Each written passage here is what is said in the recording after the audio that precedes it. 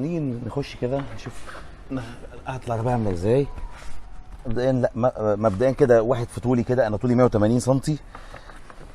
لا زاوية الدخول صعبة شوية. الكنبة الخلفية هنا تقضي فردين بالغين وممكن في وسطهم طفل صغير. بس هيبقى متضايق شوية من نفق الفتيس، لان نفق الفتيس عالي شوية. بس زي ما قلت لكم كده ان لا الدخله مش مريحه شويه بالنسبه لواحد في طولي 180 سم. يمكن لو واحد اقصر مني شويه مثلا حدود 170 سم ولا حاجه زي كده يتعامل عادي.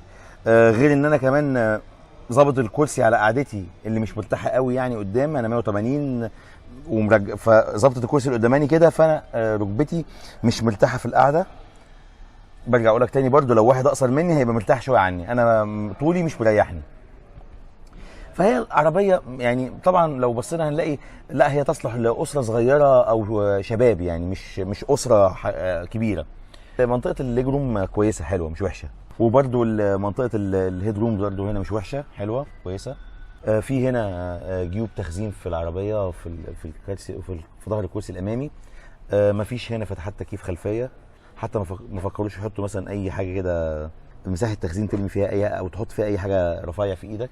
بس وبالنسبه هنا لفتحه التخزين في الباب الخلفي يعني برضو اصغر من فتحه التخزين اللي في الباب الامامي. هنا بقى الارم ليست ده في فكره حلوه قوي عجباني. ايه هي؟